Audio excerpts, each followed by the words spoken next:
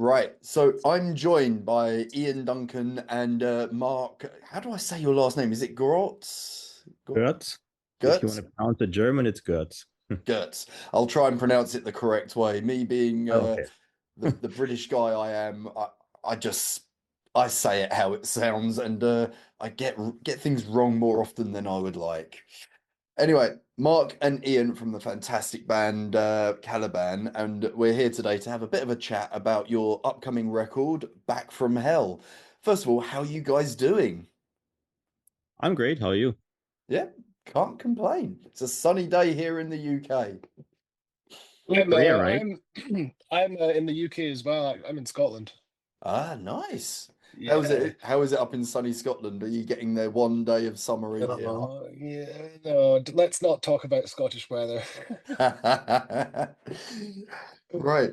Anyway, so I understand Back from Hell sort of explores themes of things like inner struggles and resilience. Now, is this restricted to just the single, or is it actually an overarching theme throughout the entire record?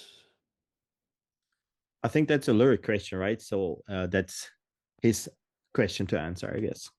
Our domain. It goes through the entire album. The album came from a few pretty heavy places in our personal lives, and we really felt when we were putting this together that there was a lot of issues that we were going through. And it kind of every song ended up being about a lot of personal different issues that we were exploring, and it kind of makes made sense to kind of theme the whole album a bit like a concept album to bring it all together under the umbrella term of Back from Hell. So it is indeed a whole album thing more than that it's just one song or a title track. Cool. Now, how does the upcoming record sort of differ from your previous work in terms of the style or the content? Does it have a similar, well, a similar feel in that it focuses on, as you say, the inner struggles and resilience that you all felt, or does this one differ in any way? Mm, I would say it's like more like a summing up all our previous works in one record, pretty much. Like it doesn't sound like the very old ones. It doesn't sound like the latest ones. It sounds more like a mixture of those. Like we took the best part of that because the album is more straightforward. It's has some more hardcore influences, like from the roughness part, then more like the a bit more like traditional metalcore influences, a little less genty and stuff like that. It's more straightforward somehow, I would say. Um, yeah, it just focuses more on the heaviness, the straightforwardness than, for example, the last couple albums. So it's like more in the vein of, for example, an album like I'm Nemesis or something. Like I Yeah. would say this is like because I heard a lot of comparisons in previous also journalists compared those two like pretty often when I had interviews before. So, but I think that's actually pretty accurate. Cool. Yeah. Caliban seems to have of course, I only have limited opinion on this, of course, being the new guy in the band and stuff, but I feel like Caliban has some form of a homecoming with this album, and it kind of sums up kind of the quintessential Caliban that I've been able to enjoy and listen to over the years as well. So I think that went down really well, and I really enjoy listening to it because it is Caliban. Well, I mean, I also I've been thoroughly enjoying the record as well. I mean, it's the very sort of the metalcore thing is just I don't know. It's always been something I always find myself listening to when I'm like on a drive somewhere. So this has made its way, or when the album's fully released and I can get it on iTunes and get it in my car a lot easier, it will be just making its way into my driving music repertoire. Let's be honest. Driving music, gym music, running Well, music. yeah, but I mean, for me, it's a good way of like, I suppose, managing my anger as opposed to other drivers. So if I'm listening to something that made me be a little bit angry, it absorbs it, I think. Um, Now the latest single, "Back from Hell," it does feature, what's his name? Is it Johnny McBee from the Johnny. Browning? Now, what actually inspired or brought this sort of collaboration together, and how did it actually influence you know, the tune's direction. Well, it certainly made it heavier, right? Oh It's yeah. like that guy, man. Oh. When when we when we spoke about, the idea of, oh, we should get someone involved in this and how do we do it? And then the whole thing with Johnny came up and it was like he has this extra bit of like it's like garnishing food or something.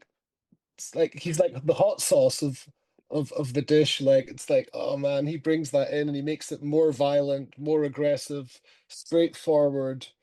Um, complements the track absolutely perfectly, and it's just lovely to be able to work with someone like Johnny that, with the Browning has been so like important for the whole genre as well, moving it all into that whole electronic core techno thing. And so yeah, we're glad to have him on board. Cool.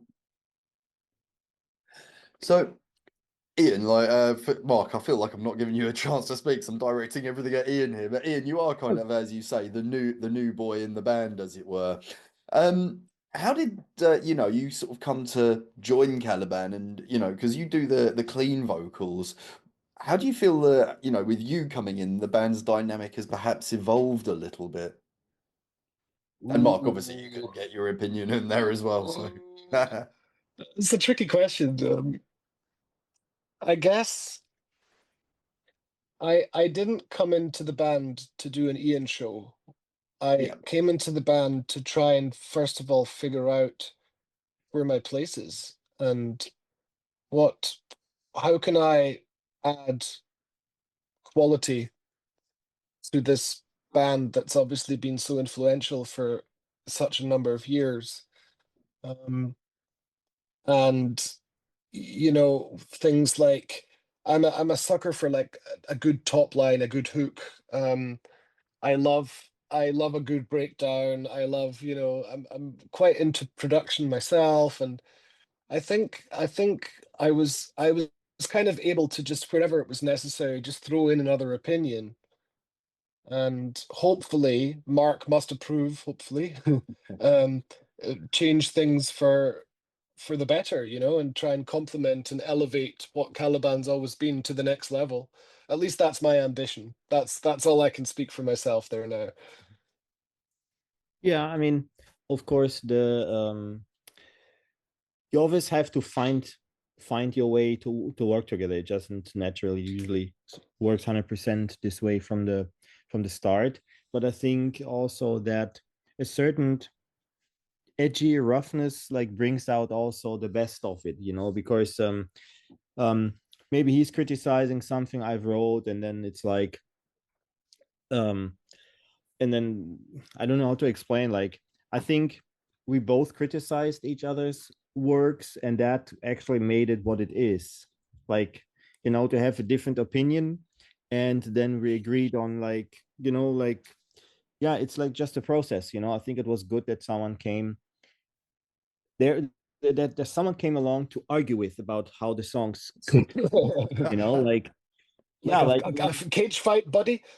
yeah, I mean, because it brings out, I think, the best for the work. Like, if there's someone with a stronger opinion who's like saying, nah, I don't like that, I'm this type of guy, definitely, and he's also this type of guy, where others might have said, yeah, yeah, it's cool, like, but we have both strong opinions, and then we have to sort it out. And I think that was bringing out a lot of parts and ideas which wouldn't have been otherwise. I think, that's, I think, is a very good way to write music.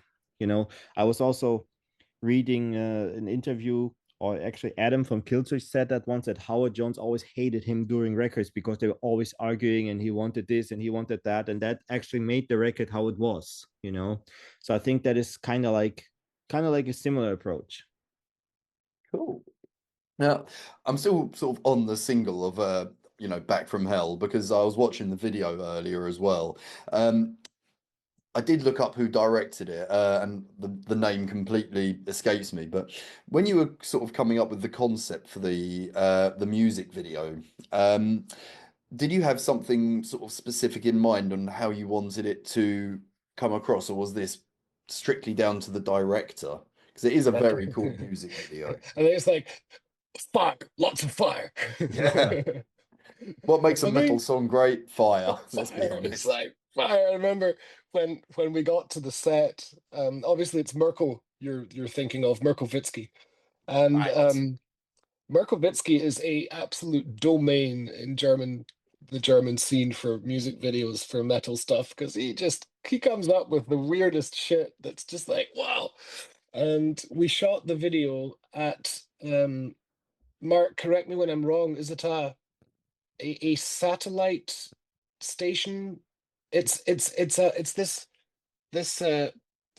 complex that has like antennas to send data to space stations, Yeah. to whatever, to It's satellites. some yard from some company. I don't know exactly what they were doing, but they were like nice enough for us to go there. Like, and then when they closed the shop, that we could shoot a video there. I don't know exactly. It was completely bizarre. So there's these antennas everywhere, and this sort of industrial old containers, and we were riding around the complex on this golf cart to get from spot A to spot B where we're shooting, and there was just like fire everywhere. It was like pyrotechnic stations set up here, set up there. Then we shot until late at night, and then I was also like walking around with this keg full of petrol that I had to draw lines on the floor to then be lit on fire and stuff like that. It was pyromaniac, you know. But yeah, Um, I thought you were done. Sorry. no, that's good. I am done. I'm just excited about it because it's so much fire, you know. It's just that we always go back to Mirkovitsky because he has done quite a few videos for us. You know, the Paralyzed videos from him, the song Dystopia, the videos from him, and a few more. And we always like his production, his look, his style, and stuff like that. He's like an institution somehow here in Germany, and he does also a couple international bands. I think In Flames and Arch Enemy have been doing a video with him too, or Moonspell. So he has not only German clients, you know, like he's really like the institution. He's very close. He lives like 30 minutes from my place here. Cool. Now, you guys have actually sort of been championing, the genre of metalcore for I think it's 20 odd years now. It always scares me when I think of a band that feels to me like it came out a year or two ago, and I'm like, 20 years? No, no, no, no. But I literally turned 43 yesterday, and I was like, going, 43? How has that Happy happened? birthday.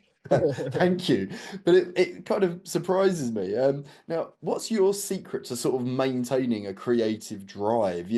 Sort of going, I suppose, not allowing everything to get stale, I guess, because, I mean, I'm always fascinated when a band has been going for so long. How do you keep things like fresh for yourselves and still deliver, you know, like this record, incredible albums?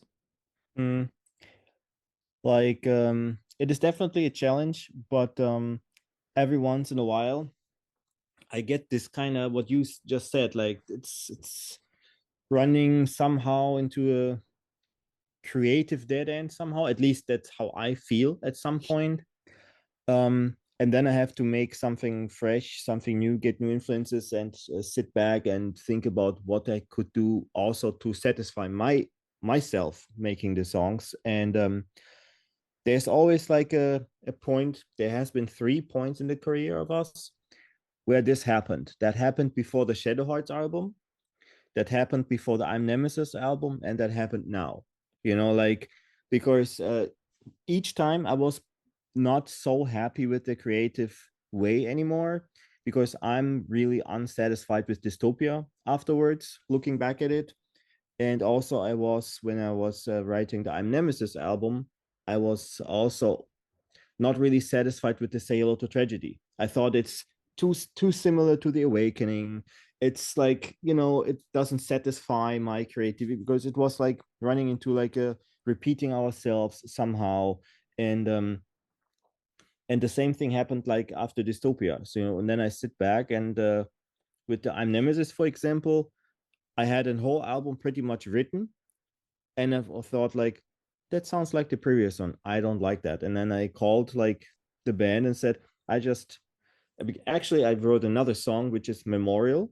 That is one of the singles, the main song of the album, if you want to call it that way. And then I trashed the whole rest of the album. I threw away 10 songs and I called the band and said, hey, yeah, sorry, there's going to be a bit of a delay. I just deleted our album and started new because I found how I think we should sound from now on. And then I presented the song Memorial, and then they all straight away got it. You know, said that is us, but it is new.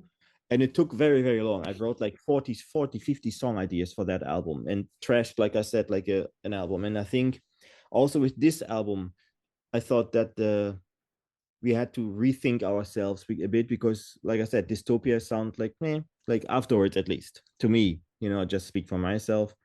And we wanted something more straightforward, more aggressive, and something fresh, which sounds also like us. And yeah, and then it just takes some more time, you know, take some break and stuff like that, and rethink everything.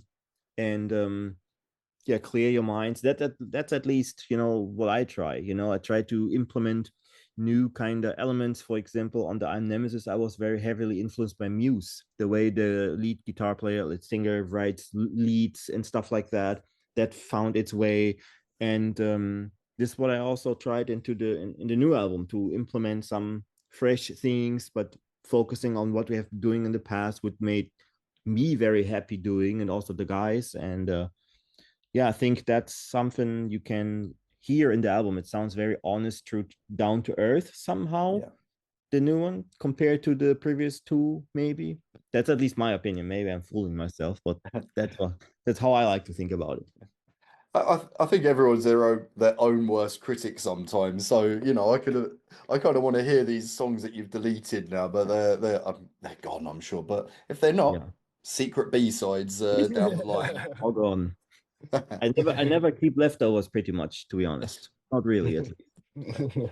Now, the new record it's out on the 25th of April, I do believe, and you have got a tour across the EU and the UK. Now, I'm always fascinated with this. Do you guys prefer, you know, the writing and the recording of a record, or are you much more a fan of getting on the road, taking it to the fans and playing live shows? I'm 50-50 on both. Cop out. Mm.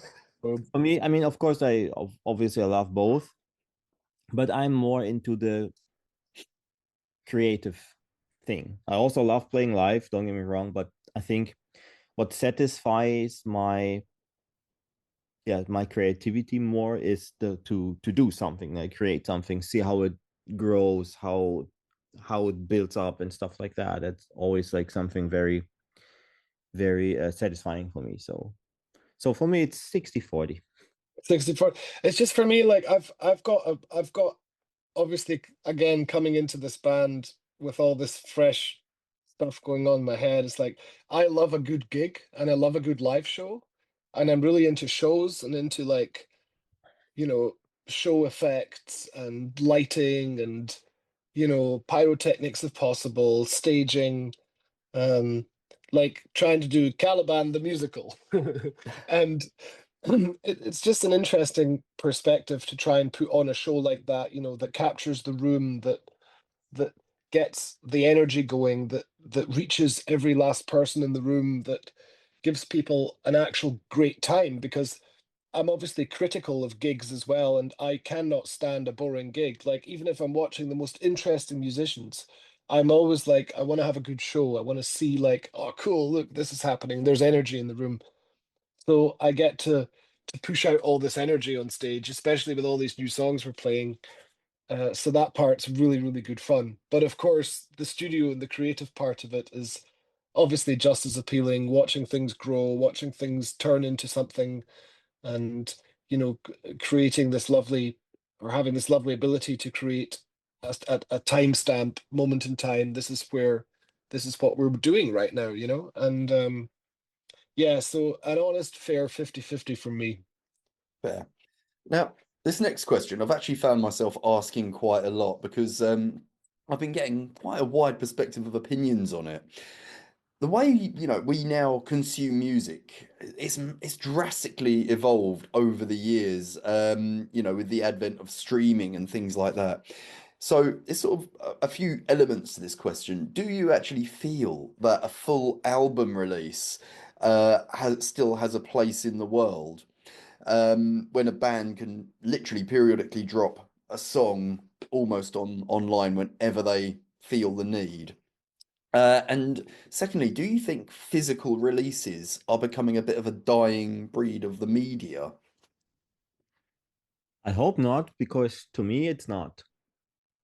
Because for me, it's like an album should have a concept somehow, like that the whole album you see it as one, like um to create some kind of tension and some kind of like kind of ride along through the album, because to me it's also important how you place songs on an album. It's not just randomize and just throw 10 or 12 tracks in whatever order on an album. For me, it's like important the order they are, what kind of ride they create somehow. This is, to me at least, important. I usually listen to albums also when I listen to other bands. I, of course, I have favorite tracks which I maybe sometimes go to, but most of the time I like to listen through an album. That's at least me. Mm.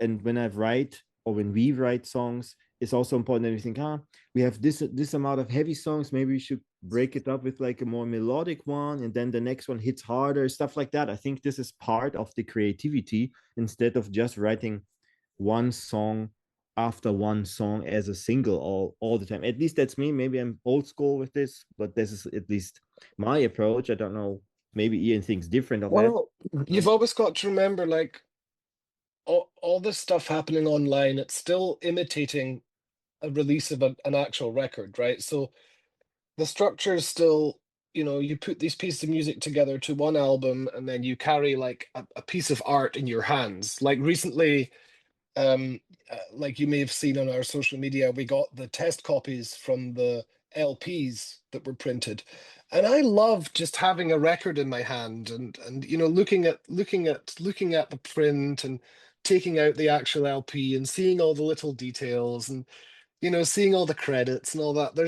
There's a great beauty in a piece of art like that. I guess we do need to accept it's kind of a dying breed, but I'm also there with Mark.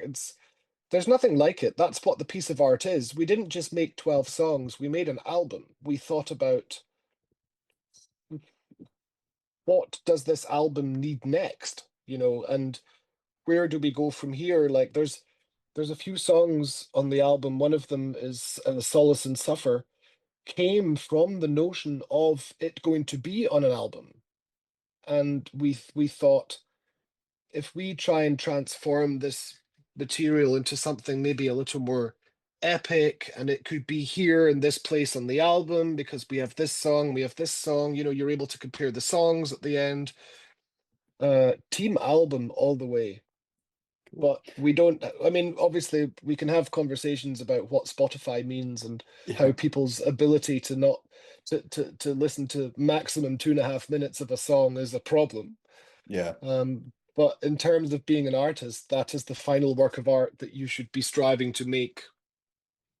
If if you're a musician, if you're an artist. To me, it's really, really interesting because I always felt I got bullied into the digital age when my local record shop closed, and yes, I could order the CD from Amazon or somewhere like that, or I could push a button. What interests me actually is I've got, you can't really see them, like the CDs are up at the top of that bookshelf, some more over that side. Probably about 10% of them, because I still buy a physical album, are still in the cellophane, because I didn't realize this, but I don't actually have a CD player anymore either. That's something that just sort of ceased to exist with how it's ever evolved. Um, but I think I'm with you. I still like having that physical, tangible album. But it dawned on me I don't have anything to play it on anymore unless I put it in the PlayStation, which is Yeah. I never think of doing that, to be fair. Now I've only got one more question for you, and I always like to end on something that's a bit of fun. I used to tell jokes, terrible jokes, and I've run out of them now. So I'm finishing with a little thing called Tales of Touring Terror. And I do want to know if you've got a story of something funny, gross, unbelievable, or absolutely mad or surreal that happened to you guys whilst on tour. How much time you got? We've got plenty, I would say. I like a good story. Uh, that is actually hard to pick because we have been through so many things during this long time career, like hundreds of shows, and stuff like that. And either it is there can be, I mean, I don't drink, but there has been drunk stories, there has been getting lost stories, there have been disgusting pooping stories. There's all Well, like, didn't Marco, the previous bassist, he got arrested in Serbia? yeah, Uh, that is, there's I mean, so many. yeah, funny for us now, for him definitely at that point not. It was his first tour when he joined the band in 2004. It was with Machine Head and God Forbid. It was like a very long 7 week tour or 8 week and a 10 week tour, 10 week tour. And we have been going to UK, mainland Europe, and then the east side of Europe and stuff like that. And we have no idea how he managed that, but he didn't have a this kind of travel. What is it called? Reisepass, travel passport, not the ID Just card. a passport. Is it? Yeah, the other one's ID card. True, the passport. He didn't have the real passport. He just had an ID card. And for some countries, you need a passport because it's not European Union. And he didn't think about that going on a 10 week tour that he needs that. So I mean, maybe he thought about it, but he was hiding that he doesn't have one. So so one night, because sometimes how it is in a tour bus, because we were together with God Forbid, and when we cross borders, usually we hand all our passports to the driver. He goes to the border control and hands all these passports. They go through, and then sometimes they let you go. Sometimes they make come to the bus and look at your face if the photos matching. Sometimes they say come out of the bus. Let you can count whatever. And in many cases, it was the case that the driver had the passports. The border control looked through the passports and says, "Okay, bye bye." Um, that happened for the first couple, one or two borders, that we just handed passports, and we went into the country, not knowing that Marc, or former bass player, didn't put in a passport to the driver. So we actually stayed in his bed, and nobody knew about it. So we were driving, and then one night I think it was Serbia. We came to the border control, and then the border control said, "Get out of the bus." And then they were like, 23 faces, but only 22 passports. That doesn't add up. And then who's he? And then where's your passport? Yeah, I don't have one. And all of us were like, what? Because we all didn't know that. And then they were like, okay, sir, come with us. And then he got arrested He got because deported. he entered the country illegally before, because he stayed in bus hiding, like in the bed. And nobody knew. It was the middle of the night. Most people slept somewhere, sitting down talking, but nobody knew that he was actually going into some of the countries without showing. Yeah, and then he got arrested, and they took him away. At that point, it was 2004. There was not so much like, not WhatsApp or all these like kind of like online features and stuff like that. So Patrick gave him a phone, I think, even because he didn't have a functional cell phone at that point. And then he got arrested. He got to jail. He got to court and stuff like that. And he got sent into a train for a 12-hour drive to some embassy. And then he had to sleep there another night, and then they flew him out. It was like I think it was a pretty big terror for him, because at that he didn't speak English. I mean, they didn't speak English either, so it was like very chaotic. So we kept playing shows without bass player, and then after the first show we had like fill-in bass players. Like the bass player from Machine Head played some songs, the sound guy from them played some songs, the guitar player from God Forbid played a song, and we had fill-in bass players. And then after some days, like I think 4 or 5 days, he got home, and we had 1 or 2 shows left in Greece. And then Marco calls, yeah, I'm finally home, guys, I'm so exhausted. Oh, that was such a terror. And we're like, yeah, cool, but tomorrow morning at 7 you have a flight to Greece. He was like, what? We flew him back for the last shows in Greece. And yeah, that was for him probably not so funny. Like thinking about it afterwards, remembering it, it's kind of funny. Oh God. But yeah, there has been so many stories. Also, like if you want to hear one more, to not. I think we've got 5 minutes, before Zoom kicks us off. So yeah, go for it. There was like it was an American tour.